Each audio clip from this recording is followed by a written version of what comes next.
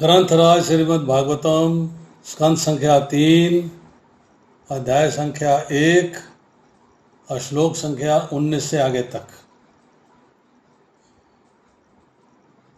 मैं शब्द पढ़ता हूँ, कृपया सब लोग जो है मेरे पीछे शब्दों को दोहराएंगे।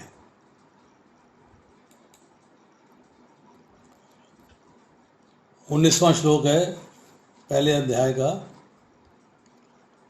गाम पर्यटन मेध्य विभक्त वृत्ति सदा आप्लुतः अधः शयानः अवधूतः अलक्षितः स्वः अवधूतवेषः व्रतानि चेरे हरितोषणानि।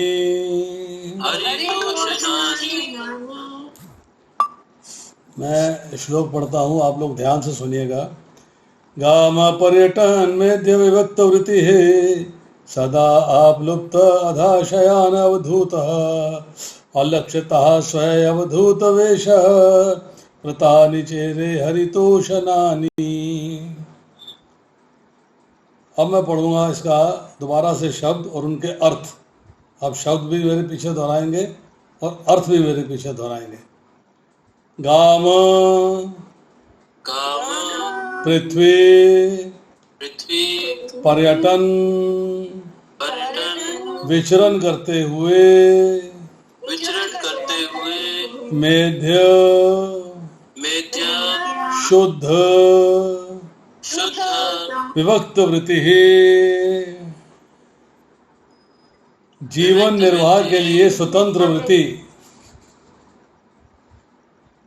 को बोलने में कुछ रीडिंग में प्रॉब्लम आ रही क्योंकि हिंदी इंग्लिश में फ़र्क है, तो मैं ही बोल देता हूँ। सदैव आप्लुतः पवित्र अधः धरती पर शयानः सोते हुए अवधूतः केशों की चिंता किए बिना अलक्षितः अदृश्य रहकर स्वयं अकेले अवधूत वेशा भिक्षुक वेशधारी व्रतानि व्रत चेरे संपन्न किया हरितोषणानि जिनसे भगवान श्री हरि प्रसन्न होते हैं। इस प्रकार पृथ्वी पर विचरण करते हुए विदुर जी ने केवल भगवान श्री हरि को प्रसन्न करने वाले कर्तव्य संपन्न किए। उनकी वृत्ति अत्यंत पवित्र एवं स्वतंत्र थी। तीर्थों में स्नान करने के कारण वे नित्य पवित्र होते रहे। वे अवधूत वेश धारण किए हुए थे। वे केश सज्जा नहीं करते थे और शयन करने के लिए उनके पास कोई शैया नहीं थी। इस प्रकार विदुर अपने विभिन्न संबंधियों द्वारा अलक्षित रहते थे। छोटा सा तात्पर्य है, कोई पढ़ना चाहेगा? हरे कृष्णा प्रभु जी। हरे कृष्णा दंडवत प्रणाम। तात्पर्य श्रील प्रभुपाद जी के द्वारा श्रील प्रभुपाद जी की जय। तीर्थ यात्री का सर्व प्रमुख कर्तव्य कृत्य कार्य भगवान श्री हरि को प्रसन्न करना है। तीर्थ यात्री के रूप में यात्रा करते समय उसे समाज को खुश रखने की चिंता नहीं करनी चाहिए। उसे सामाजिक औपचारिकताओं या वृत्ति या वेश पर निर्भर रहने की आवश्यकता नहीं रहती। उसे सदा श्री भगवान को प्रसन्न करने वाले कार्य में लीन रहना चाहिए। इस तरह विचार तथा कर्म से शुद्ध हुआ तीर्थ यात्री तीर्थ यात्रा की विधि से परमेश्वर का साक्षात्कार कर सकता है। हरे कृष्ण। श्लोक संख्या 20। मैं शब्दार्थ पढ़ देता हूँ, कृपया ध्यान पूर्वक सुनिए। इत्थम इस प्रकार व्रजन भ्रमण करते हुए भारतम भारत में एवं केवल वर्षम भूखंड कालेन यथा समय यावात जब गतवान दर्शन किया प्रभासम प्रभास तीर्थ में तावत उस समय शशास शासन क्षितिम पृथ्वी का विश्व का एक चक्राम एक सैनिक शक्ति से एक छत्र, एक एकमात्र आतपत्राम ध्वज अजितेन, अजित भगवान कृष्ण की दया से पार्थः महाराजा युधिष्ठिर ने। अनुवाद पढ़िए माता जी, कोई पढ़ेगा? हरे कृष्णा। इस तरह से भारतवर्ष की भूमि समस्त तीर्थ स्थानों में भ्रमण कर रहे हैं, तीर्थ स्थलों में भ्रमण कर रहे थे, तो वे प्रभास क्षेत्र गए। उस समय महाराज युधिष्ठिर सम्राट थे और सारे जगत को एक सैन्य शक्ति तथा एक ध्वजा के अंतर्गत किए हुए थे। तात्पर्य श्रील प्रभुपाद जी के द्वारा श्रील प्रभुपाद जी की जय। 5000 से अधिक वर्ष पूर्व जब संत विदुर तीर्थ यात्री के रूप में पृथ्वी पर भ्रमण कर रहे थे तो इंडिया भारतवर्ष के नाम से विख्यात था, जैसा कि आज भी है। विश्व इतिहास भूतकाल के 3000 वर्षों से अधिक का क्रमबद्ध विवरण नहीं दे सकता, किंतु उसके पूर्व सारा संसार महाराज युधिष्ठिर के ध्वज एवं सैन्य शक्ति के अधीन था और वे संसार के सम्राट चक्रवर्ती राजा थे। आज के समय में संयुक्त राष्ट्र में सैकड़ों हजारों ध्वज फहराते हैं, किंतु विदुर के समय भगवान कृष्ण अर्थात अजित की कृपा से केवल एक ध्वज था। संसार के सारे राष्ट्र पुनः एक ध्वज के नीचे एक सत्ता के लिए अत्यंत उत्सुक है, किंतु इसके लिए उन्हें भगवान कृष्ण की कृपा प्राप्त करनी होगी, क्योंकि केवल वे ही एक विश्व राज्य की स्थापना में हमारी सहायक बन सकते हैं, सहायता कर सकते हैं। हरे कृष्णा। अभी हमने 19 और 20वां श्लोक पढ़ा। टॉपिक छोटा है, हो सकता है थोड़ा आगे के भी श्लोक कर लें। जो आपको कल रीडिंग करनी है उसकी रीडिंग कर लेंगे। यहाँ पर चर्चा आ रही है कि विदुर जी भ्रमण कर रहे हैं। भ्रमण करते हुए उन्होंने 2 कार्य किए। एक कार्य कि भगवान कृष्ण को प्रसन्न करने वाले कर्तव्य संपन्न किए, पहला कार्य। दूसरा कार्य है कि तीर्थों में स्नान कर रहे हैं और नित्य पवित्र हो रहे हैं।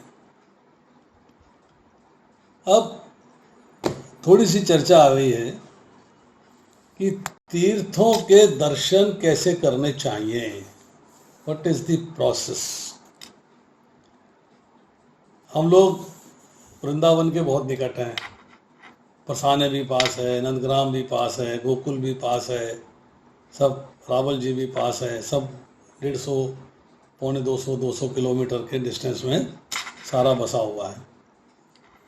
चलो आज वृंदावन चलने का मूड है, गाड़ी उठाई वृंदावन चले गए, शाम तक वापस आ गए।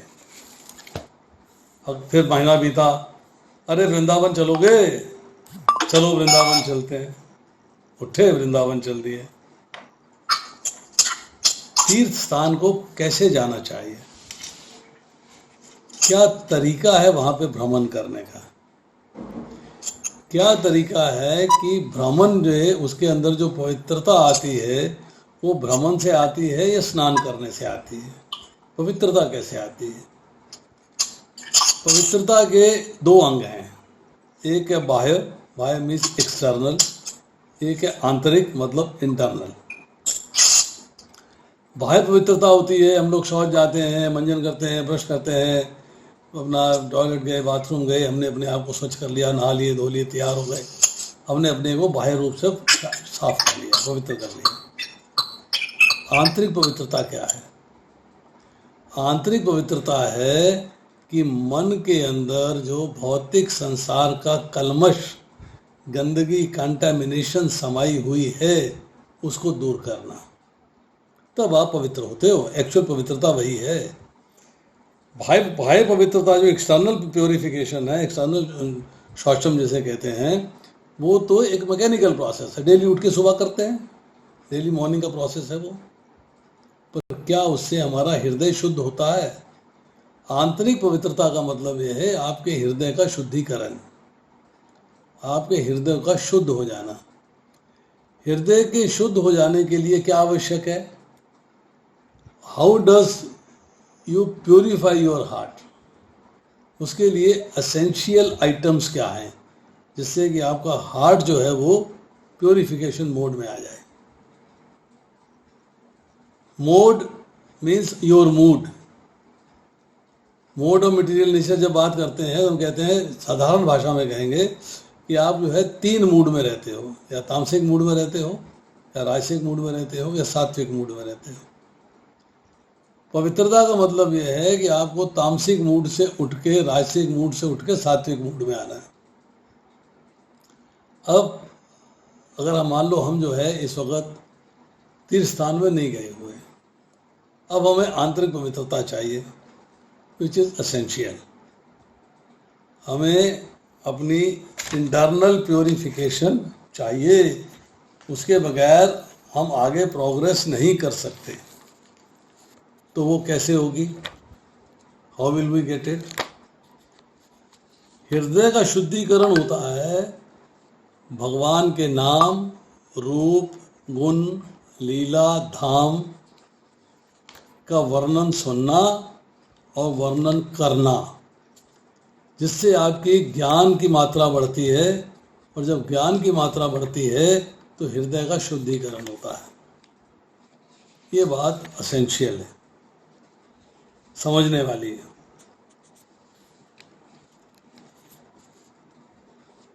हमने 13वें अध्याय भगवद गीता के अंदर 8वें से लेके 12वें श्लोक के अंदर चर्चा आती है।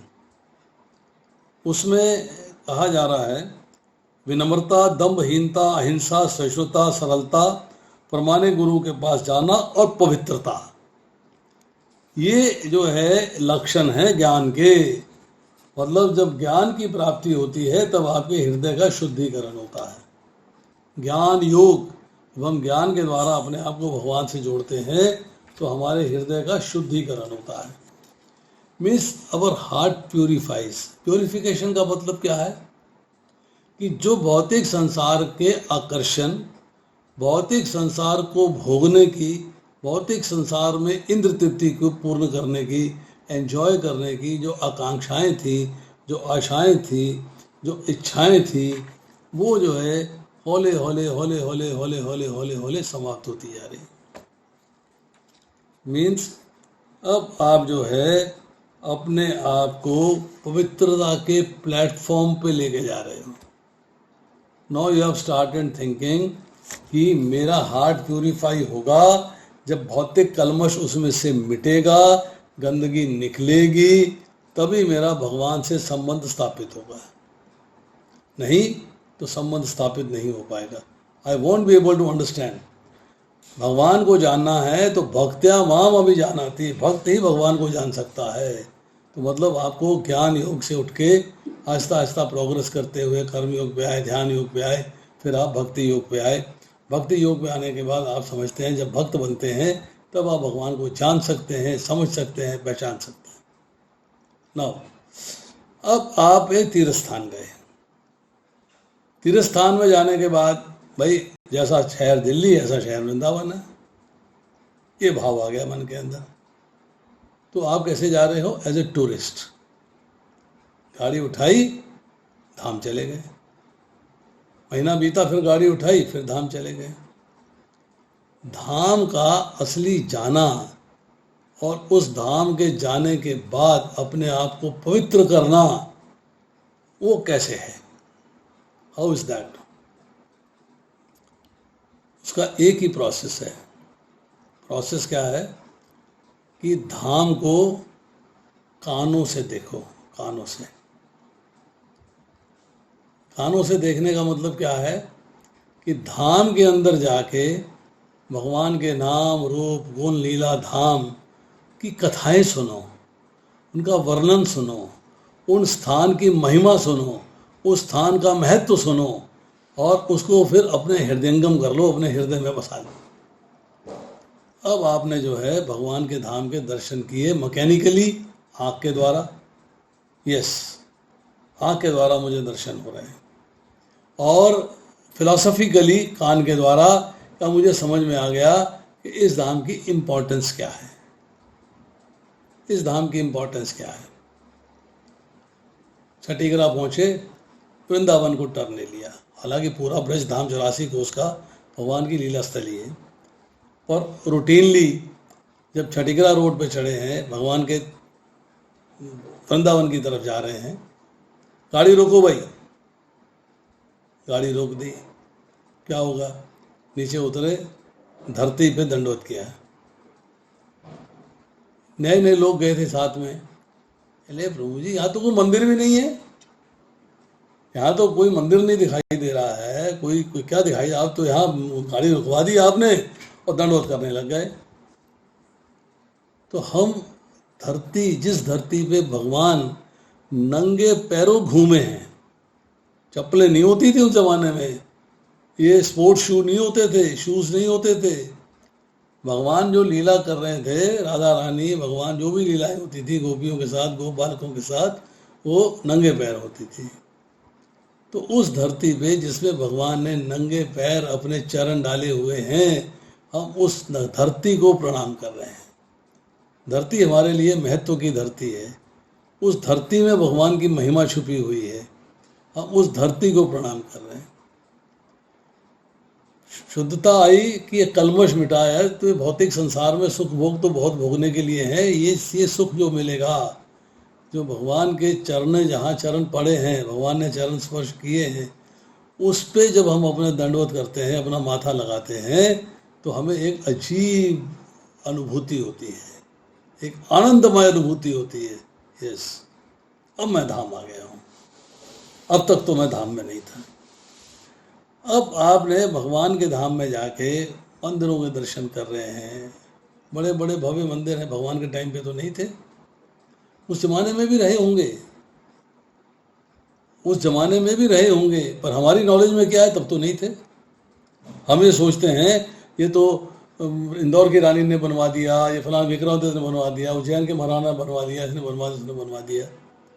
अरे भगवान ने द्वारका बसाई, भगवान की ऑपुलेंस का कोई मुकाबला है क्या? उस समय के जो भव्य मंदिर थे, जो भव्य दर्शन होते थे, वो समय पाके विलुप्त हो गए हैं, दिखाई नहीं दे रहे हैं। ये तो उनको जो है, जब चैतन्य महाप्रभु आए हैं, उन्होंने दोबारा से सब चीज़ों को स्थापित किया है, तब से फिर दोबारा से मंदिरों की रचना हुई है, तब ये भव्य मंदिर बने। हमारे मन में क्या फील आता है, अरे तो अभी बने, पहले तो मंदिर थे ही नहीं, पहले तो मंदिर थे ही नहीं। अरे मंदिरों की रचना जो है भगवान कृष्ण के समय में कहाँ थे, मंदिर की रचना की वज्रनाभ ने, भगवान का जो पौत्र थे उन्होंने मंदिरों की रचना करी। अब अगर हम देखें कि हम धाम चले गए, धाम जाने के बाद हम जो है भगवान के दर्शन करना चाहते हैं, तो कथा सुनते हैं। मुझे याद है अच्छे तरीके से, एक बार थोड़ा सा टेंशन हो गई थी, थोड़ा चिंता का विषय आ गया था। मुझसे लोगों ने कहा कि प्रभु जी गोवर्धन यात्रा पे जाना है। हमने कहा चलिए, हम लोग गोवर्धन यात्रा पे चल दिए। सुबह कोई 9:30-10 बजे के आसपास हमने रिक्शा हायर करी। उन दिनों रिक्शा, बैटरी रिक्शा नहीं होती थी, उन दिनों टेम्पो भी नहीं चलते थे उस रास्ते में, ऑटो नहीं चलते थे, सिर्फ पैर से चलाने वाली रिक्शा, उसके ऊपर सवारियां बिठा लेते थे और घुमा देते थे। 1.5 घंटे में परिक्रमा करा देंगे, 2 घंटे में परिक्रमा करा देंगे। रेट तय हो गया, हम बैठ गए। 1 घंटा हमें कुसुम सरोवर पे लग गया, आगे तो बढ़े ही नहीं। 1 घंटा कुसुम सरोवर पे लग गया। उसके बगल में एक छोटा सा मंदिर है, उसके बाद जो है ग्वाल पोखरा है, नारद कुंड है, उसके बाद अस्मिसा है। वह मानसी गंगा तक पहुँचते पहुँचते उसकी रिक्शा का टाइम पूरा 2 घंटे तो निकल गए। अब वो झगड़ा करने लगा, साहब मेरी अगली सवारी वेट कर रही है, आपने परिक्रमा नहीं करी है, आप अपना टाइम खराब कर रहे हो, ये कर रहे हो। मैंने कहा भाई तू पैसे ले लियो, तेरे को 2 घंटे की सवारी है तेरे को उसके लिए अगर 100 रुपया चाहिए, अगर हम 10 घंटे चलेंगे तो 5 सवारी के पैसे दे देंगे तेरे को, पर दर्शन आनंद से करेंगे, भाग भाग के दर्शन करने वाली बात नहीं है। हम हर जगह जाएंगे, हर जगह बैठेंगे, वहाँ की कथा करेंगे, कथा सुनेंगे, कथा सुनाएंगे, प्रणाम करेंगे, फिर आगे चलेंगे। तेरे को अगर जो है 12 घंटे लगते हैं तो 6 गुना पैसे ले लिए। 2 घंटे का तेरा ट्रिप है, 6 गुना पेमेंट ले लिए। अब टेंशन क्या है कि जो साथ जाने वाले हैं, प्रभु जी बड़ा खर्चा हो जाएगा, ये तो बहुत खर्चा हो जाएगा। मैंने कहा भैया जब दर्शन करने आए हो, कान से दर्शन करने हैं, आँख से मैकेनिकली देखना भी है, दोनों चीज़ें हैं। चक्कर थोड़ा काटना है गोवर्धन जी का, चक्कर थोड़ा काटना, वापस चलो जी, काम खत्म, गोवर्धन जी की परिक्रमा हो गई। अरे परिक्रमा पे गए हो, परिक्रमा पे आनंद ले हो। तो कुछ लोगों ने पहले परिक्रमा करी हुई थी, अपना पैदल भी गए हुए थे, 4-5 घंटे में कर लेते थे। कुछ लोग रिक्शा पे गए थे, 1-2 बार उन्होंने भी अपनी परिक्रमा करी हुई थी, पर ऐसी परिक्रमा किसी ने नहीं करी थी। जब हमने परिक्रमा कराई, रात में 9 बजे हम फ्री हुए परिक्रमा से। 9 बजे जाके हमने रिक्शा वाले को छोड़ा, पेमेंट्स करी।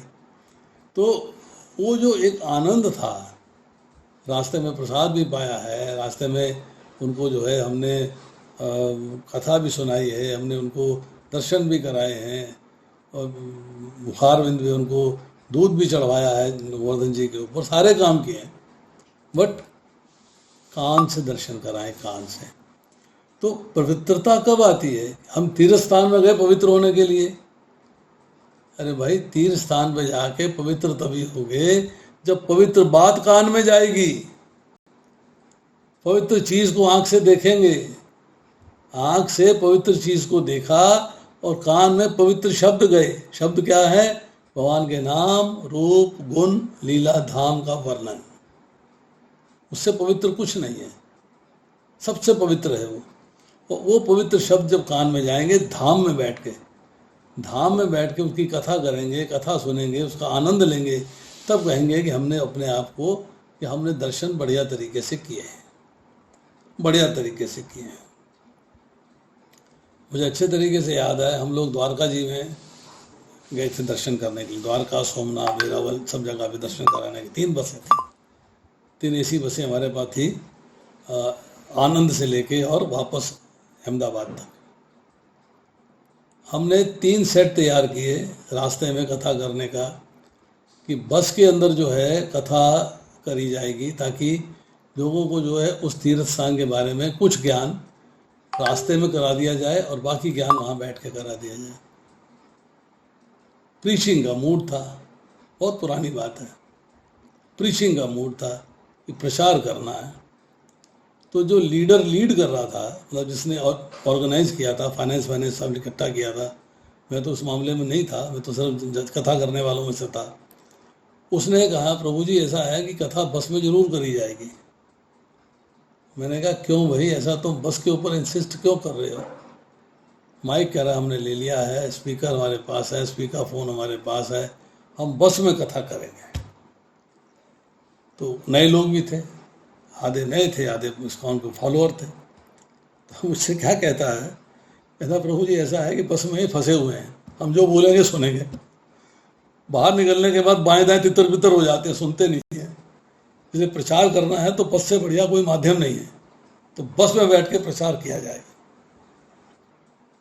It was a very positive note, बहुत ही पॉजिटिव बात थी कि भाई अब तो वो बस में बैठा उतर सकता नहीं, बाएं दाएं जा सकता नहीं, अब जो हम सुनाएंगे सुनेगा, एंड आप मानेंगे नहीं।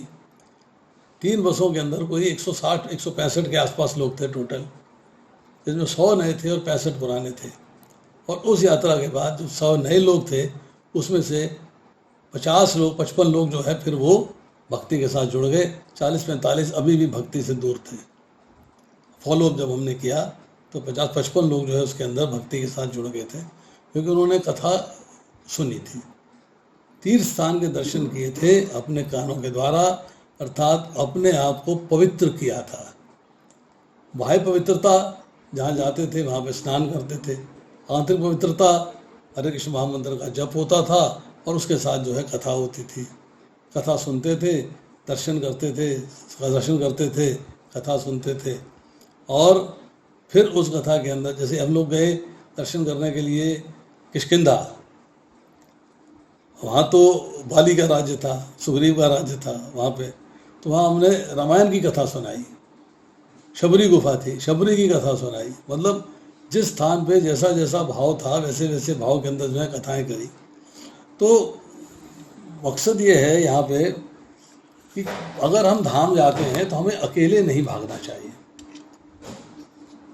अच्छा 2 छुट्टियां आ गई हैं, 2 अक्टूबर की भी छुट्टी है, पहले एक संडे भी पड़ रहा है, चलो चलते हैं।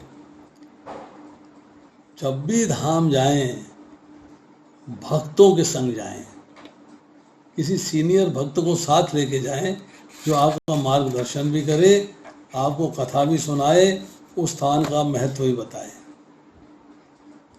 अब अगर हम जाते हैं किसी जगह पे एज ए टूरिस्ट, अरे बढ़िया कपड़े लेके चलो, ब्यूटी पार्लर जाना है, पहले कल मैंने टूरिस्ट स्पॉट पे जाना है, पहले ब्यूटी पार्लर गए फिर टूरिस्ट स्पॉट पे जा रहे हैं। यहाँ क्या कह रहे हैं कि अवधूत वेश, अवधूत क्या है? मिनिमम वस्त्र पहने हुए, बस कोपीन पहना हुआ है, दैट्स ऑल। भ्रमण हो रहा है, बाल नहीं बनाने हैं, केश सज्जा नहीं करनी है, शयन करने के लिए बिस्तर साथ उठा के नहीं चलना कि बिस्तर साथ होना चाहिए। आपने कभी चित्रकूट के दर्शन किए हैं क्या? चित्रकूट के दर्शन में जब हम चित्रकूट से जाते हैं भरतकूप की ओर, भरतकूप है जहाँ के जल से जो है भगवान राम का अभिषेक करके भरत उनको वापस लाना चाहते थे। तो जब भगवान राम ने कहा कि मैं राज्य में नहीं जाऊँगा, 14 वर्ष का मैंने कमिटमेंट किया माँ को, माता कैकेयी को मेरा कमिटमेंट है, तो मैं 14 वर्ष से पहले जो है अयोध्या में नहीं लौटूंगा। तो जितना नदियों का जल भरत जी लेके गए थे वो सारा उन्होंने जो है एक कुएं में डाल दिया, उसको भरतकूप कहते हैं। उसका तला दिखाई देता है, तला आमतौर पे कुएं के नीचे बहुत मिट्टी होती है, तला नहीं दिखाई देता, वहाँ मिट्टी नहीं है, पथरीला है, तला दिखाई देता है। लगता है अरे 5-7 लोग नहाएंगे बाल्टी भर के पानी की तो पानी खत्म हो जाएगा। और 4 चरखियाँ लगी हुई हैं चारों तरफ, आप नहाते जाइए। हम गर्मी के मौसम में गए हैं, अप्रैल का महीना, मार्च का महीना, गर्मी होती है वहाँ पर क्योंकि चारों तरफ खेत है, खुला एरिया है। इतना पानी निकला वहाँ से, इतना पानी निकला है, हम देख रहे हैं भरतकूप में फिर उतने को उतना पानी है। तो उस रास्ते पे जब जाते हैं तो एक जगह आती है, वहाँ पे राम जी सीता जी के साथ सोया करते थे, रामशैया कहलाती है वो। पत्थर के ऊपर राम जी के और सीता जी के सोने के निशान बने हुए हैं जहाँ लेटा करते थे। कोई बिस्तरा नहीं है, डनलप का बेड नहीं लगा हुआ वहाँ पे, रूही का गद्दा नहीं लगा हुआ, चादर नहीं बिछी हुई, धरती पे सोना, अर्थात आपके पास कोई शैया नहीं है। तो अब विदुर जी जो हैं अलक्षित, मतलब दिख नहीं रहे हैं, संबंधी उन्हें ढूंढ नहीं पाते हैं कि विदुर जी को ढूंढ के वापस ले आए, पकड़ के वापस ले आए, नहीं, वो लक्ष्य में नहीं है, दिखते नहीं हैं। तो यहाँ चर्चा आ रही है कि विदुर जी ने केवल भगवान श्री हरि को प्रसन्न करने के लिए कर्तव्य किए। अब देखिए, हम लोग भौतिक संसार में रहते हैं, भौतिक संसार में हमारा जीवन, परिवार है, गृहस्थ आश्रम है, बच्चे हैं, पत्नी है, सब कार्य पूरे करने हैं, रिश्तेदारियां निभानी हैं, संबंधी जनों का भी मान करना है, सम्मान करना है, किसी को इग्नोर तो करना नहीं है। पर भगवान की प्रसन्नता कहाँ है? भौतिक संसार में रहें तो भी, और अगर हम तीर्थ स्थान में जाएं तो भी श्री हरि को प्रसन्न करने का कार्य करना चाहिए, भगवान को प्रसन्न करने का कार्य करना चाहिए। यही विदुर जी ने किया है। हमें भगवान की प्रसन्नता किस में है? आप अपने सेवक से कैसे प्रसन्न होंगे? जीवेरे स्वरूप कृष्णेर नित्य दास, हम भगवान के दास हैं, वो परम पिता हैं, हम उनकी संतान हैं, वो अंशी हैं, हम उनके अंश हैं। तो अंश होने के नाते हमारी जिम्मेदारी है अंशी का आदेश का पालन करना, उनके आदेश का पालन करना, क्योंकि हम दास हैं, सेवक हैं। सेवक का कार्य होता है सेवा करना। तो भगवान के हम सेवक हैं, तो भगवान प्रसन्न कैसे होंगे? भगवान प्रसन्न होंगे जब हम भगवान के आदेश का पालन करेंगे। मीन्स हमें जो है भगवान की प्रसन्नता हमारा लक्ष्य है, और उस प्रसन्नता को प्राप्त करने के लिए हमारा लक्ष्य है भगवान की सेवा। अब तीर्थ स्थान में गए हैं तो भगवान की सेवा क्या है? तो आंखों से दर्शन ही तो कर रहे हैं। फिर भगवान की कथाओं को सुनना, श्रवण करना सेवा है। दर्शन करना सेवा है, पर श्रवण करना, श्रवणम कीर्तनम विष्णु स्मरणम पाद सेवनम, भगवान की कथाओं का वर्णन सुनना, वर्णन करना, वो भी सेवा है। और सेवा से भगवान प्रसन्न होते हैं। तो मुझे भगवान की सेवा में लगना है। तीर्थ स्थान में जाके मुझे देखना है कि अब आज के संदर्भ में बात करें कि भगवान का प्रतिष्ठान, भगवान की प्रतिष्ठा, प्राण प्रतिष्ठा जो है कई मंदिरों में हुई है, और अलग अलग स्वरूप, कहीं मदन मोहन जी हैं, कहीं गोविंद देव जी हैं, कहीं श्याम सुंदर हैं, कहीं गोकुलानंद हैं, कहीं राधा रमन है। हर जगह अलग अलग अलग स्वरूपों में भगवान उपस्थित है। तो मुझे उन सारे मंदिरों को एक दृष्टि से देखना है कि वो स्वच्छ रहें, साफ सुथरे रहें, वहाँ पे भगवान का कीर्तन हो, वहाँ भगवान की कथा हो। ये सारी सेवाएं जब मैं करूँगा तो भगवान इनसे प्रसन्न होते हैं। जब भगवान प्रसन्न होते हैं तो मैंने श्री हरि को प्रसन्न करने के लिए कार्य किया है, उनकी प्रसन्नता के लिए। अगर मैं 4 भक्तों को दिल्ली से लेके जाता हूँ वृंदावन के लिए, तो मैं उनसे कहता हूँ कि भैया आँखों से ही दर्शन नहीं करने हैं, कानों से भी करने हैं। तब समय लगेगा, बैठना पड़ेगा, वहाँ पे इंतजाम करना पड़ेगा, परंतु भगवान का स्मरण, भगवान की लीला का श्रवण और वर्णन ये आवश्यक है। That is a must. अब भगवान प्रसन्न होते हैं। भगवान क्या कहते हैं? देखिए, भगवान ने बड़ी सुंदर बात कही है, मैं उसको आपको थोड़ा सा पढ़ के सुना देता हूँ। ये इदं परमं गुह्यं मत भक्तेषु अभिदास्यति, भक्ति मयि परम कृत्वा माम ऐशति असंशय। जो व्यक्ति भक्तों को ये परम रहस्य बताता है, भगवद गीता का रहस्य जो भक्तों को बताता है, वह शुद्ध भक्ति को प्राप्त होगा और अंत में मेरे पास वापस आएगा। फिर अगले श्लोक में भगवान कहते हैं, न चेत् तस्मात् मनुष्येषु कश्चित् मे प्रिय कृततमा, भविता न च मेम तस्मात् अन्य प्रियतर भुवि। इस संसार में उसकी अपेक्षा कोई अन्य सेवक ना तो मुझे अधिक प्रिय है और ना कभी होगा। कौन? जो भगवान के नाम रूप गुण लीला धाम का वर्णन करता है और उस वर्णन को सुनता है। और जब यहाँ सुन के आनंद की प्राप्ति होती है, भगवान का सानिध्य मिलता है, तो धाम की तो बात ही फिर क्या है। धाम की तो बात ही क्या है, उसको तो हम इमेजिन कर ही नहीं सकते, उसको सोच ही नहीं सकते। तो इसलिए जब भी भगवान के दर्शन करने के लिए जाएं, तीर्थ स्थान पे जाएं, तीर्थ स्थान पे जाएं, तो नंबर 1 भक्तों का संग करिए। भक्तों में सीनियर डिवोटी भी होने चाहिए जो आपको धाम के दर्शन कराएंगे। मैं एक ट्रिप लेके गया नंदग्राम, गुड़गांव से ट्रिप गया था। नाम तौर पे क्या होता है, नंदग्राम पहुंचे, गाड़ी खड़ी करी, ऊपर चढ़े, सीढ़ियाँ चढ़े, दर्शन किए, वापस आए, निकल गए। सुबह हमने 9:30 साढ़े 9 बजे वहाँ पे पंडित जी को पकड़ा, उनसे बोला भाई नंदग्राम के इंटीरियर के दर्शन करने हैं। वो हमें एक एक स्थान पे लेके गए। शाम के 6 बज गए। 9 बजे से लेके शाम को 6 बजे तक हमने नंदग्राम के दर्शन किए। और वो भी तब हमारे पास गाड़ी थी, गाड़ी के अंदर बहुत सारा एरिया हमने कवर कर लिया।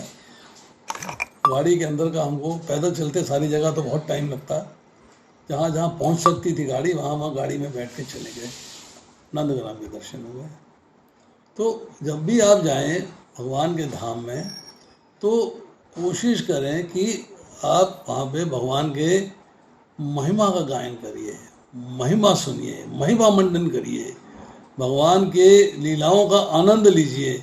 इस स्थान पे क्या लीला हुई थी उसकी कथा सुनिए, कथा पढ़िए, और भक्तों के संग जाइए, अकेले नहीं। अब इसके बाद 20वें श्लोक में कहते हैं, इस प्रकार जब विदुर भारतवर्ष के 3 स्थानों में विचर रहे थे तो प्रभास क्षेत्र पहुँचे। उस समय अजित भगवान कृष्ण की दया से महाराजा युधिष्ठिर सम्राट हो गए थे और संपूर्ण विश्व उनके सैनिक शासन और ध्वज के अधीन था। एक चक्रवर्ती परंपरा थी। चक्रवर्ती अर्थात चक्रवर्ती में एक अश्व जो है यज्ञ का वो घुमाया जाता था। जिस जिस राज्य में से अश्व निकलेगा वो राज्य जो है अगर उस अश्व को पकड़ के कैद कर लेता है तो इसका मतलब है वो राज्य जो है, जो राजा चक्रवर्ती होने के नाते अश्व भेजे हुए था, उसकी अधीनता स्वीकार करने को तैयार नहीं। परंतु जिस राज्य से अश्व निकल गया है, आगे चला गया है, वो राज्य जो है वो उनका साथ देगा। अधीनता का मतलब ये नहीं है कि आप जो है उनके सर्वेंट हो गए। यहाँ चक्रवर्ती साम्राज्य का कंसेप्ट था, जैसे आज की डेट में नाटो है, कि कंट्रीज का ग्रुप बन गया। अगर उनमें से किसी कंट्री पे कोई दोष आता है, कोई तकलीफ होती है, कष्ट होता है, तो सारी की सारी कंट्रीज उसे सपोर्ट करेंगी। ये उस चक्रवर्ती राज्य का कंसेप्ट था। यहाँ पे नाटो एक ऑर्गेनाइजेशन हो गया, वहाँ पे ऑर्गेनाइजेशन नहीं एक राजा होता था। तो महाराजा युधिष्ठिर जो है उन्होंने चक्रवर्ती राज्य प्राप्त किया था। अब उस चक्रवर्ती राज्य के अंदर सब राज्यों का एक ही ध्वज था। जैसे कि आज हम कहते हैं इंडिया के अंदर 29 स्टेट्स हैं पर तिरंगा एक है, सेंट्रल पॉइंट एक है। इसी तरह तब भी जो है जितने द्वीप थे, सब द्वीपों के राजा, सब राज्यों के राजा युधिष्ठिर थे और एक ही ध्वज था और एक ही रूल था सैनिक शासन का। कोई तकलीफ होगी, we will support, will be in support to you. तो अब उस समय पे विदुर जी जो है भ्रमण करते हुए चले गए हैं प्रभास क्षेत्र में। अब कोई बताएगा कि प्रभास क्षेत्र कहाँ है? प्रभास क्षेत्र कहाँ है जहाँ पर वो पहुंचे हैं? प्रभास क्षेत्र कहाँ है? एनीवन? प्रभु जी, सोमनाथ टेम्पल है ना? Yes, you are right. Prabhas Kshetra जो है, पूरा जो एरिया है, एरिया का जो सोमनाथ है, पोरबंदर है, द्वारका है, पूरा का पूरा एरिया जो प्रभास क्षेत्र कहलाता है। तो विदुर जी जो है वहाँ जा पहुँचे हैं। तीर्थ स्थान है, भगवान वहाँ विराजमान है। वहाँ आज भी तीर्थ स्थान है, तब भी तीर्थ स्थान था। तो अब भगवान है अजित। अजित मतलब जिनको कोई जीत नहीं सकता। अजित का मतलब है अजित। अ मतलब नहीं, जित मतलब जीता जाना। भगवान को कोई जीत नहीं सकता। अब उस स्थान पर जो है विदुर जी का पर्यटन चल रहा है, भ्रमण चल रहा है। अब यहाँ पर जो है प्रभुपाद जी लिखते हैं परपट में कि किंतु विदुर के समय में अजित भगवान कृष्ण की कृपा से केवल एक ध्वज था, ओनली वन। संसार के राष्ट्र एक ही ध्वज के अधीन थे और एक राज्य की स्थापना के लिए अत्यंत उत्सुक थे। इसके लिए उन्हें भगवान कृष्ण की कृपा प्राप्त करनी चाहिए। केवल वे ही विश्व राज्य की स्थापना में हमारी सहायता कर सकते हैं। अब यहाँ पर जो है व्यक्ति अपने पे कॉन्फिडेंस करता है कि यह मैं कर लूँगा, वो भगवान की सुप्रीमेसी को नकार देता है। पर यहाँ पे बताया जा रहा है कि जो भी कार्य है वो भगवान द्वारा निश्चित किया हुआ है और भगवान के सानिध्य में ही होता है, भगवान की कृपा से ही होता है, उसके बिना नहीं होता है।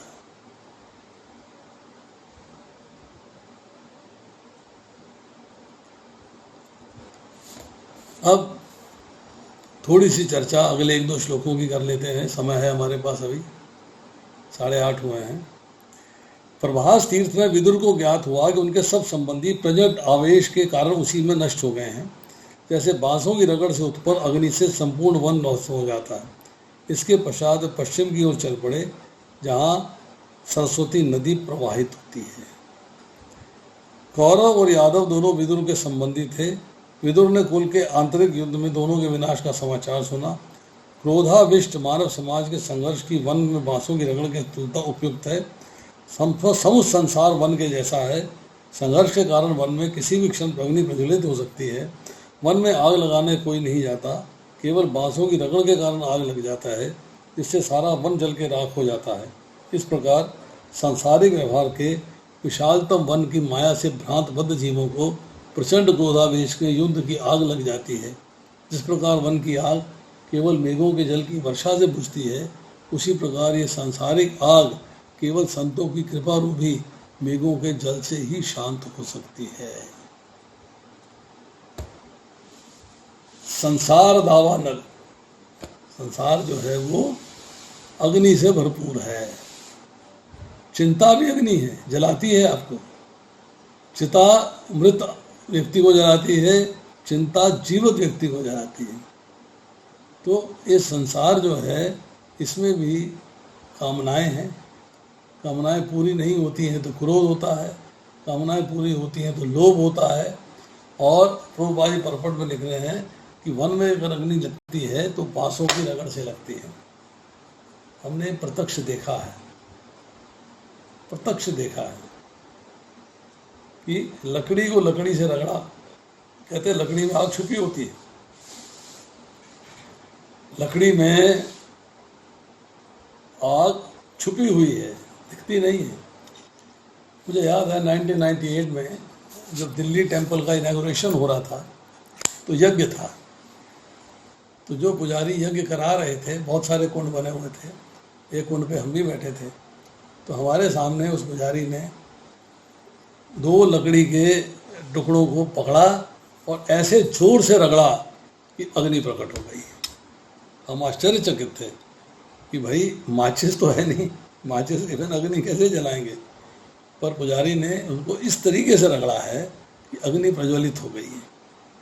तो यहाँ बता रहे हैं कि सारे संबंधी प्रचंड आवेश के कारण उसी प्रकार नष्ट हो गए जैसे बांसों की रगड़ से अग्नि संपूर्ण वन को भस्म कर डालती है। आपने सुना होगा वन में आग लगी हुई है, बहुत बहुत दूर आग है, कोई लगाने तो जाता नहीं वहाँ पे, अपने आप लग जाती है। कैसे लगती है? लकड़ियों के साथ आपस में जब रगड़ होती है तो चिंगारियाँ निकलती हैं, आग लग जाती है। संसार के अंदर सब लोग माया द्वारा भ्रमित हैं और क्रोध करते हैं, क्योंकि माया में जो आपकी कामनाएं हैं पूरी नहीं होती हैं, तो कहीं ना कहीं किसी ना किसी लेवल पे क्रोध आ जाता है। जब क्रोध आ जाता है तो फिर आपका तन और मन जलने लगता है, आप टेंशन में आ जाते हो। जब जलता है तो क्या कह रहे हैं कि सांसारिक आग जो है वो तो वर्षा से बुझ गई, परंतु जो आंतरिक आग है, जिसको पवित्र भी नहीं किया अभी आपने, आंतरिक पवित्रता नहीं हुई है, हृदय का शुद्धिकरण नहीं हुआ है, भोग विलास की चिंता अभी तक व्याप्त है, जो आंतरिक आग जो है वो संतों की कृपा से ही जाती है। वैष्णवों की कृपा जब होती है तब आपको ज्ञान की प्राप्ति होती है। ज्ञान की प्राप्ति होती है तो हृदय का शुद्धिकरण होता है। हृदय का शुद्धिकरण होता है तो आपके अंदर जो एक चिंता की अग्नि थी वो समाप्त होती है, इट वैनिशेस। अब चले गए वहाँ से सरस्वती नदी पे। सरस्वती नदी के कई सारे उदाहरण मिलते हैं। बद्रीनाथ जाएंगे वहाँ भी सरस्वती कहलाती है, प्रयागराज जाएंगे वहाँ भी सरस्वती कहलाती है। आजकल हरियाणा में भी कहीं सरस्वती नदी का प्राकट्य हो रहा है। सरस्वती नदी का प्राकट्य जो है, जो नाहन है अपना हिमाचल हरियाणा में जो नाहन का एरिया है, जॉइंट जहाँ पे इनके दोनों की सीमाएं मिलती हैं, उसके पास भी जो है एक बद्री वन है, वहाँ भी जो है उसका प्राकट्य है सरस्वती नदी का। और सरस्वती नदी जो है गुजरात में भी मिलती है, इसलिए बहुत जगह का उल्लेख है। अलग अलग जगह हो सकता है धरती में धारा एक हो और अलग अलग जगह पे प्रकट हो रही हो। अब उसके 11 तीर्थ बताए जा रहे हैं: त्रित, उष्णा, मनु, पृथु, अग्नि, असित, वायु, सुदास, गौ, घ्यू और शाददेव। विदुर जी ने सभी के दर्शन किए और शास्त्रानुसार कर्मकांड की पद्धति संपन्न करी। जो भी उस वक़्त के रूल्स रेगुलेशन थे कर्मकांड के अनुसार, वो विदुर जी ने वहाँ पे संपन्न किए। वहाँ पर महान ऋषियों और देवताओं द्वारा स्थापित भगवान कृष्ण के नाना रूप वाले अनेक मंदिर थे। ये मंदिर भगवान के प्रधान चिन्हों से अंकित थे। दूर से ही उनके दर्शन करके आदि पुरुष भगवान कृष्ण का निरंतर स्मरण हो आता था। जब आप किसी वैष्णव को देखते हैं ना, नाक पे तुलसी है, माथे पे तिलक है, तो आप वो वैष्णव है। वैष्णव होते ही विष्णु का, भगवान कृष्ण का स्मरण हो जाता है। तो वैष्णव तिलक धारण करने का एडवांटेज ये है कि जब आप वैष्णव तिलक धारण करते हो तो आपको भगवान का स्मरण करने में सुविधा हो जाती है, आसानी हो जाती है। और यहाँ प्रभुपाद जी लिखते हैं, इस पटपट को खत्म करके आज का समाप्ति करेंगे। मानव समाज जीवन के 4 वर्ग और आश्रमों में विभाजित है। 4 वर्ण और 4 आश्रम। वर्ण कौन कौन से हैं और आश्रम कौन कौन से हैं, कौन बताएगा? वर्ण कौन कौन से हैं और आश्रम कौन कौन से हैं, कौन डिटेल करेगा? प्रभु जी, वर्ण तो है ब्राह्मण, क्षत्रिय, वैश्य, शूद्र, और आश्रम ब्रह्मचर्य, गृहस्थ, वानप्रस्थ और सन्यास। क्या ये जो वर्ण हैं, ये विनित्रा माता जी लिख रही है, अनेबल टू अनम्यूट। माता जी, नाउ कैन अनम्यूट। अगर आप देखेंगे तो जो वर्ण व्यवस्था जो है वो समाज में है, तो वो मनुष्यों में भी है, पशुओं में भी है, पक्षियों में भी है और वृक्षों में भी है। वर्ण व्यवस्था जैसे आपने कहा, ब्राह्मण है, क्षत्रिय है, वैश्य है, शूद्र है, तो इसमें जो पक्षियों में कबूतर है उसको शास्त्र के अंदर जो है ब्राह्मण माना गया है। सॉफ्ट, बड़ा सतोगुनी है। जो बाज है, बाज को क्षत्रिय माना गया है, चील को वैश्य माना गया है और कौवे को शूद्र माना गया है। मनुष्यों में तो है ही, ये पशु पक्षियों में भी है। इसी तरह से पीपल को ब्राह्मण माना गया है, नीम को क्षत्रिय माना गया है, इमली को वैश्य माना गया है और बबूल को शूद्र माना गया है। ये वर्ण व्यवस्था शुरू से चलती आ रही है। 4 आश्रम हैं, जैसे आपने बताया प्रभु जी, ब्रह्मचर्य, गृहस्थ, वानप्रस्थ और संन्यास। गृहस्थ के बाद जब व्यक्ति वानप्रस्थ लेता है तो वानप्रस्थ के अंदर जो है उसने गृहस्थ में जो कार्य किए हैं उनका अवलोकन करता है और आगे क्या करना है उनकी प्रैक्टिस करता है। वान का मतलब होता है वन में गया है, वन में। और जो वेदों का अरण्य पोर्शन है, जो कि हम कहते हैं वानप्रस्थ के दिनों में आपको पढ़ना चाहिए। पहला होता है संहिता, दूसरा है ब्राह्मण, तीसरा है आरण्यक और चौथा है वेदांत। तो जो आरण्यक पोर्शंस हैं वो आपको जो है पढ़ने चाहिए, सुनने चाहिए, समझने चाहिए जब आप वन में रह रहे हो। अब ऋषि और वह व्यक्ति संपूर्ण मानव समाज के आध्यात्मिक उत्थान के लिए अपना जीवन उत्सर्ग कर देते थे। द्विजदेव कहलाते थे। द्विजदेव मतलब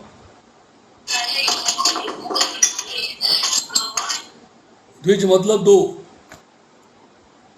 देव मतलब देवता। उनको 2 प्रकार का देव माना गया था। एक, उनमें दैवी गुण थे, इसलिए वो देवता स्वरूप है। दैवी गुणों के 20 के 20 गुण उनके अंदर हैं, इसलिए उनको देवता माना गया है। और दूसरा, द्विज का मतलब होता है कि देवता मतलब दैवी गुण होने के साथ साथ वो समाज के अंदर उत्थान करने का, लोगों का उद्धार करने का प्रयास करते हैं, इसलिए उनको द्विजदेव कहा जाता है। चंद्रमा से लेके ऊपर तक के अन्य सब लोगों के निवासी देव कहे जाते थे। द्विजदेव और देव दोनों निरंतर नानाविध रूपों में भगवान श्री विष्णु के मंदिरों की स्थापना करके उसमें श्री गोविंद, श्री मधुसूदन, श्री नरसिंह, श्री माधव, श्री केशव, श्री नारायण, श्री पद्मनाभ, श्री पार्थसारथी तथा अन्य विविध रूपों की प्रतिष्ठा करते हैं। जगह जगह भगवान के अलग अलग रूपों की प्रतिष्ठा हो रही है। अब दक्षिण भारत में जाएंगे तो आपको मिलेंगे लक्ष्मी नरसिंहा, लक्ष्मी के साथ नरसिंह भगवान का मंदिर है। नरसिंह भगवान वहाँ अकेले नहीं हैं, लक्ष्मी जी साथ हैं। आप मायापुर जाएंगे, वहाँ पर वराह रूप के अंदर भगवान की डीटी है, साथ में लक्ष्मी जी विराजमान है। मतलब अलग अलग स्थानों पे अलग अलग तरीके से भगवान को प्रतिष्ठित किया गया है और उनके अलग अलग रूप वहाँ पर जो है प्रकट किए गए हैं और सारे के सारे रूप एक दूसरे से भिन्न दिखते हुए भी अभिन्न हैं। भगवान श्री विष्णु के 4 हाथ हैं, प्रत्येक हाथ में शंख, चक्र, गदा, पद्म आदि में से एक विशेष चिन्ह धारण करते हैं।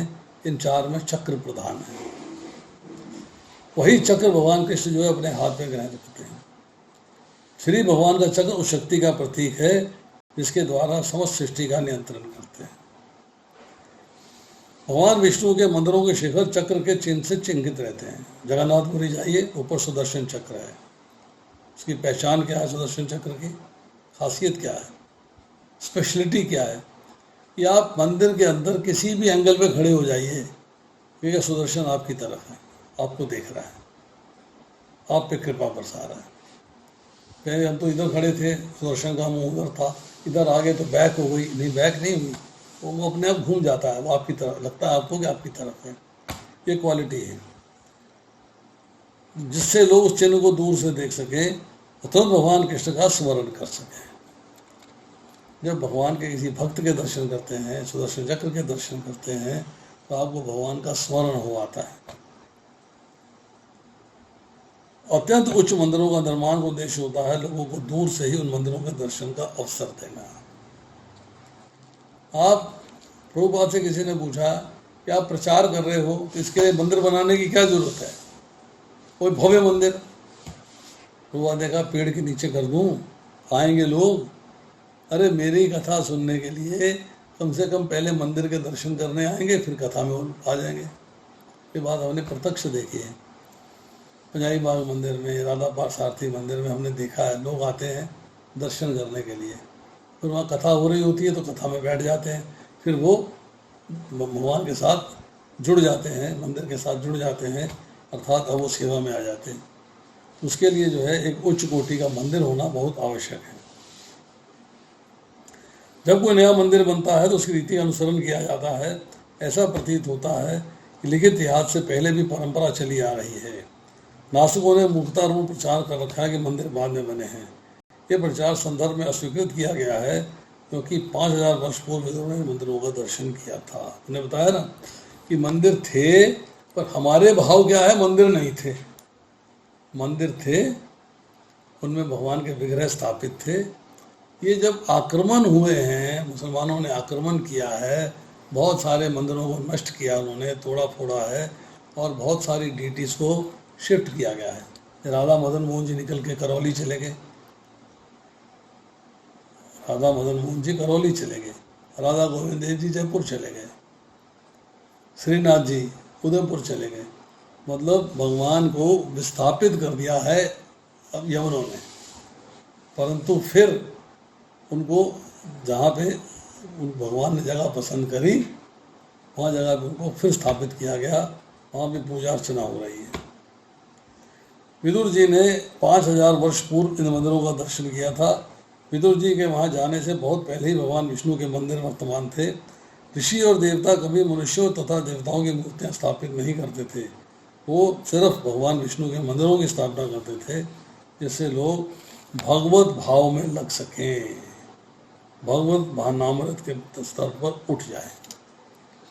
आज इतना ही।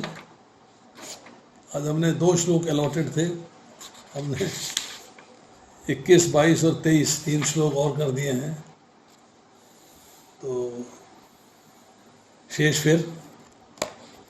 हरे Krishna. Hare Krishna. Very wonderful class प्रभु जी। तो किसी भक्त का कोई प्रश्न तो आप पूछ सकते हैं। यू कैन अनम्यूट और you can type in the comment box. Hare Krishna.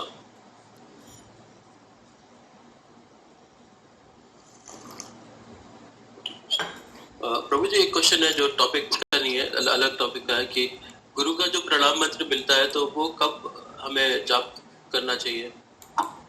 क्योंकि यूजुअली हमें प्रभुपाद जी का प्रणाम मंत्र जप करने की वो है प्रैक्टिस है, तो कंफ्यूजन होता है इस बात में। देखिए, गुरु का प्रणाम मंत्र जो है तभी मिलेगा जब गुरु का आदेश होगा। तो गुरु जब आपका भाव देख लेंगे, आपका समर्पण देख लेंगे, तब कहेंगे कि नो। क्योंकि आप जब गुरु का स्मरण करते हैं ना, तो गुरु से आप कनेक्ट हो जाते हो। प्रभुपाद का स्मरण करते हैं तो प्रभुपाद से कनेक्ट हो जाते हो। कहीं कैसे कनेक्ट हो जाते हैं, मैं आपको उदाहरण देता हूँ। I'll give you an example। हमने आज से 26 साल पुरानी बात है, 25 साल 26 साल पुरानी बात है, नई नई कथा करनी शुरू करी थी, एक्सपीरियंस लिमिटेड था। अब लोग ऑडियंस में बैठे हैं, प्रश्न कर देते हैं। आप भी प्रश्न करोगे, I should be able to answer. जब वो प्रश्न करते थे तो कई बार हमें ऐसा लगता था इस प्रश्न का तो उत्तर नहीं आता, ये उत्तर कहाँ से दिया जाएगा। तो एकदम प्रश्न सुनने के बाद माथा भरना जाता था, अरे भैया फंस गए आज। तो आज जो है फंस गए, आज जो है बस समझ लो कि इंप्रेशन खत्म, चमड़ी उतर गई आज। तो 2 सेकंड 5 सेकंड 10 सेकंड सोचा, विचार किया, तो ऐसा लगता था, मेरी पर्सनल फील है ये, मैंने पर्सनली फील किया ऐसे कि कमर में एक सिरहन सी होती है, एक कंपन सा होता है, एक कंपन हो रहा है पीठ में, लोअर बैक में, अपर बैक में एक कंपन हुआ है। और कंपन होने के बाद हमने इस प्रश्न का उत्तर दे दिया। हमें लगता है कि हमने इसको, अगर आप मतलब भौतिक भाषा समझें, इसे कहते हैं घोलना। घोल दिया हमने, मतलब किसी तरीके से घोल घाल के करके उत्तर दे दिया। उत्तर चला गया, सामने वाला सेटिस्फाई हो गया। हमने कहा जान बची और लाखों पाए, लौट के बुद्धू घर को आए वापस, चलो जी हो गया, काम कर दिया हमने, उत्तर दे दिया। ये फील आता था। वो सिरहन को हम अप्रिशिएट नहीं कर पा रहे थे, सिरहन क्यों आ रही है। 2 महीने बाद, 3 महीने बाद, 6 महीने बाद, 4 महीने बाद, 15 दिन बाद कभी हम प्रभुपाद के ग्रंथों को पढ़ रहे हैं, अरे वो जो मैंने उस दिन उत्तर वहां दिया था वो तो यहाँ लिखा हुआ। किसी ज़माने में पढ़ा होगा। मैं सन 85 में जुड़ा था, मैंने 97 में लेक्चर देने शुरू किए थे। 12 साल में पढ़ता ही रहा ना, पढ़ता रहा, भूलता रहा, पढ़ता रहा, भूलता रहा, पढ़ता रहा, भूलता रहा, नोट्स बनाता रहा, लिखता रहा। तो किसी ज़माने में पढ़ा होगा, पर उस वक़्त वो आंसर दिमाग में नहीं था। ऐसा लगता था कि मतलब ये मेरा दिमाग जो है वो ब्लैंक हो गया है, इसने प्रश्न कर दिया है, इसने क्वेश्चन कर दिया, बिकम ब्लैंक। पर प्रभुपाद ने ब्लैंक नहीं होने दिया, कृष्ण ने ब्लैंक नहीं होने दिया। वो सिरहन के रूप में एक इंडिकेशन था कि now you will be able to answer, अब तुम आंसर कर पाओगे। मुझे याद है एक बार रोहिणी में लेक्चर हो रहा था, लेक्चर दे रहे थे एक दूसरे भक्त, मैं उनके साथ स्टेज पे बैठा हुआ था। वहाँ पे उन्होंने मेरे को माइक दिया, मुझसे कहने लगे कि आप इनको प्रभुपाद का अर्थ समझाइए, प्रभुपाद का अर्थ समझाइए। अब जो हमने अर्थ पढ़ा हुआ था एक लाइन में कि जो प्रभु के चरणों में समर्पित रहते हैं वो प्रभुपाद कहलाते हैं, तो जो प्रभुपाद है भगवान के चरणों में समर्पित थे तो प्रभुपाद कहलाते थे। इतना सा आंसर समझ में आ रहा था। सडनली पता नहीं कहाँ से दिमाग ने काम किया, क्या हुआ क्या नहीं हुआ, मैंने उसमें एक एडिशन कर दिया। मैंने कहा प्रभुपाद के 2 अर्थ हैं। एक अर्थ है कि जिसने अपने आप को प्रभु के भगवान के चरणों में समर्पित कर दिया है वो प्रभुपाद कहलाते हैं, और जिसने असंख्य लोगों को भगवान के चरणों में समर्पित करवा दिया है वो भी प्रभुपाद कहलाते हैं। बोल तो मैंने दिया, बोलने के बाद मुझे लगा पता नहीं उत्तर ठीक है कि नहीं है। कह तो दिया है मैंने, आंसर क्या है मालूम नहीं। इस बात के 3 साल के बाद, 3 या 4 साल के बाद, ये जो साल गया है अभी 2022, वे प्रभुपाद का अपीयरेंस डे था। मैं रोहिणी मंदिर गया हुआ था, वहाँ पे सबसे पहला मुझे ही बोलना था। तो मैं जाके, उन्होंने बोला अभी प्रोग्राम स्टार्ट होगा, थोड़ी देर बैठ जाइएगा, उसके बाद फिर ऊपर स्टेज पे बुलाते हैं आपको। अब सब लोग बैठे थे, हम भी बैठ गए। तो मेरे बगल में प्रभुपाद की पतली सी किताब जो है, कंसाइज एडिशन, छोटा वाला, लीलामृत के 2 तो बड़े बड़े वॉल्यूम हैं, वो नहीं, तो पतला वाला एक वॉल्यूम है, प्रभुपाद लिखा हुआ, उसके ऊपर प्रभुपाद की फ़ोटो बनी हुई है, वो मेरे बगल की सीट पे रखी हुई थी। मैंने जिज्ञासावश किताब उठाई और मैंने ऐसे पन्ना खोला, पेज नंबर 146, पेज नंबर 146 मैंने नहीं खोला, मैं अभी आपको बाद में बता रहा हूँ। मैंने पन्ना खोला और पढ़ना शुरू किया, तो जो आंसर मैंने रोहिणी में दिया था उस ग्रंथ में लिखा हुआ है, same ditto, word by word, शब्द शब्द, कॉमा, फुल स्टॉप, ब्रैकेट, सब चीज़ वैसी की वैसी। फिर मैंने पन्ना नंबर देखा, भैया इस किताब में कौन सा नंबर पेज है? बोले पेज नंबर है 146। तो मुझे तब से याद है कि उस किताब में 146 पेज पे ये आंसर लिखा हुआ है। तो भगवान सहायता करते हैं, क्योंकि हमने पहले प्रभुपाद का, वैष्णवों का गुणगान किया है, गुरु का गुणगान किया है। ओम अज्ञान तिमिरन्धस्य ज्ञानांजन शलाकया चक्षुरुन्मीलितं येन तस्मै श्री गुरुवे नमः। गुणगान करते हैं, महिमा मंडन करते हैं, तो वो गुरु जो है प्रत्यक्ष रूप में हमारी सहायता करते हैं। ये एक बार नहीं, मैंने इसको 10 बार एक्सपीरियंस किया है, एक बार नहीं 10 बार, 100 बार भी कहूँगा तो कोई अतिशोक्ति नहीं होगी, कि कैसे भगवान आपको सपोर्ट करते हैं, आपकी वाणी से जो एग्जैक्ट आंसर होता है वो निकाल देते हैं।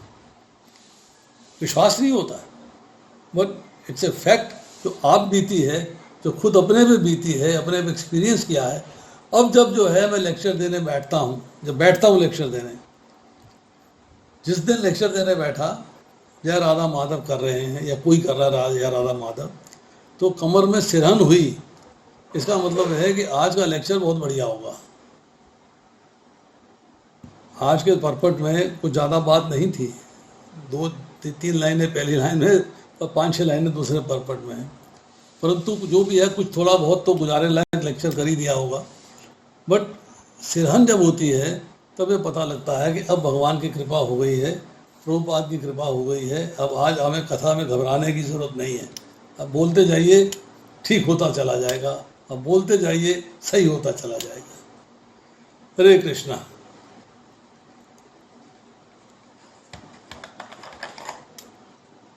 हरे Krishna. Thank you so much प्रभु जी। किसी अन्य भक्त का कोई प्रश्न है तो आप पूछ सकते हैं। हरे कृष्णा। हरे कृष्णा प्रभु जी। ओ पक्षियों में भी जिस प्रकार विभाजन किया गया, एक बार रिपीट कर दीजिएगा, पक्षी और पेड़ों में। आपने लिखा नहीं क्या? लिखा नहीं, वो पेन अभी मिला। चलिए, स्टूडेंट को क्लास में अपना बस्ता, अपनी कॉपी, अपना पेन लेके बैठना चाहिए, तब मजा आता है। देखिए, 4 आश्रम गिने गए, 4 वर्ण गिने गए। 4 वर्णों में ब्राह्मण है, क्षत्रिय है, वैश्य है, शूद्र है। अब पक्षियों में कबूतर जो है ब्राह्मण वर्ण का है, बाज क्षत्रिय है, चील वैश्य है और कौवा शूद्र है। वृक्षों में पीपल ब्राह्मण है, नीम क्षत्रिय है, इमली वैश्य है और बबूल शूद्र है। ऐसे अगर हम और डिटेल्स में जाएंगे, अलग अलग शास्त्रों में अलग अलग जगह उल्लेख मिलेगा कि बाकियों के बारे में पता लगेगी। फिर आप हर एक पेड़ को क्वालिफाई कर सकते हैं, डिमार्केट कर सकते हैं कि कौन से वर्ण को बिलोंग करता है। हर एक पशु को मार्केट कर सकते हैं कि कौन से वर्ण में आती है ये।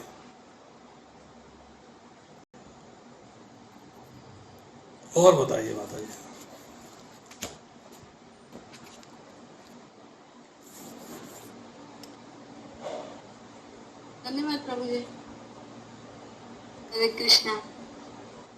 हरे कृष्णा।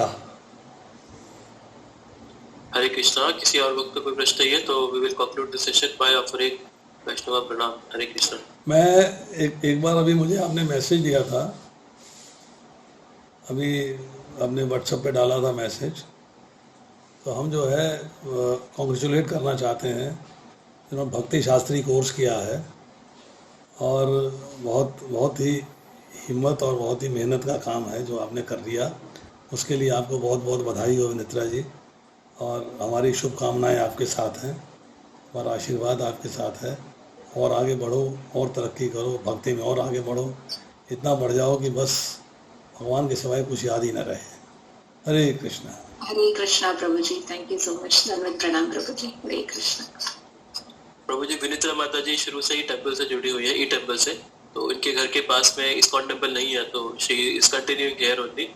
और सुबह सुबह 5-5:30 बजे यही मीटिंग स्टार्ट करती है रोज। और गर्मियों में तो हम लोग भी सहयोग करते थे, बट सर्दियों में तो नहीं उठा जाता, तो माता जी अभी भी कंटिन्यू कर रहे हैं।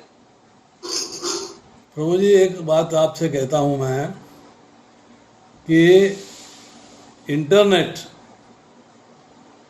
जूम, जी मीट एक बहुत ही सशक्त पावरफुल मीडियम है भक्ति में जोड़ने के लिए, भक्ति में जुड़ने के लिए, प्रचार करने के लिए, प्रसार करने के लिए। जब तक ये मीडियम अवेलेबल है, हमें इस मीडियम का पूरा फायदा उठाना चाहिए। अगर 13-14 लोग, 15 लोग आ रहे हैं तो हमारे प्रयास होना चाहिए कैसे आपस में स्ट्रेटेजी प्लान करें, कैसे आपस में कोई लेक्चर के अलावा कोई जूम मीटिंग करें, सो दैट कोई गाइडेंस लें, कोई गाइडेंस दें, कोई राय दें, कोई ओपिनियन लें, फीडबैक दें। ये जो ग्रुप है 15 से 150 तक चला जाए, 15 से 50, 50 से 100, 100 से 150। वो तभी होगा जब सब लोग आपस में मिल के बैठेंगे। और चूँकि लोग दूर दूर हैं तो बैठना फिर जूम पे ही होगा। तो कोई ऐसा टाइम फिक्स किया जाए आपस में मिल के कि हम एक दिन, हफ्ते में एक दिन एक सेशन लगाएं, 1 घंटे का, आधे घंटे का, जिसमें आपसी चर्चा हो, अपनी प्रॉब्लम्स देखें कि हमें प्रचार करने में क्या प्रॉब्लम्स आ रही हैं और हम प्रचार को आगे कैसे बढ़ा सकते हैं, उसके लिए हमारे पास फीडबैक क्या है, एफर्ट्स क्या हो रहे हैं और क्या एफर्ट्स और करने चाहिए, कैसे करने चाहिए, जिससे कि हमारी स्ट्रेंथ जो है वो 15 से 50 तक पहुँचे, फिर 50 से 100 तक, 100 से 150 तक। तो मेरा सजेशन अच्छा लगे आप इसको इम्प्लीमेंट कराइएगा, नहीं अच्छा लगे तो डंप कर दीजिएगा, बंद कर दीजिए।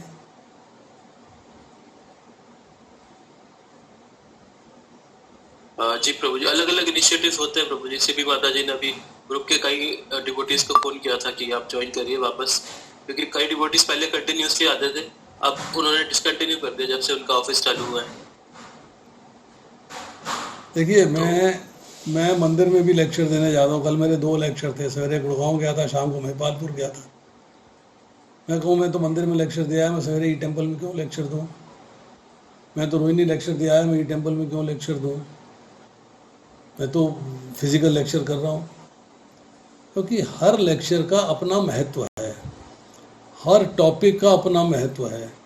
और भगवान कहते हैं अनन्य चेता, हर समय सत्यम कीर्तयन्तो माम, हर समय मेरा कीर्तन होना चाहिए।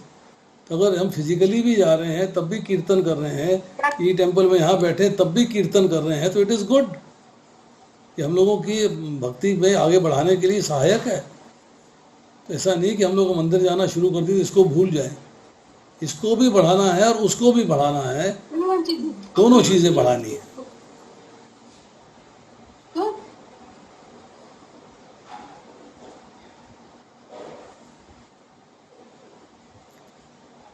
ठीक है प्रभु, बनाइए प्रोग्राम, कभी मिलके बैठते हैं सब लोग जूम पे, चर्चा करते हैं आपस में। Yes, how can we progress.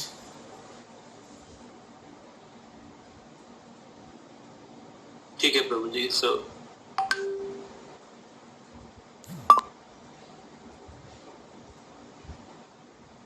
Hare Krishna. So we'll offer Vaishnava Pranam and conclude the session. Vancha kalpatru vyascha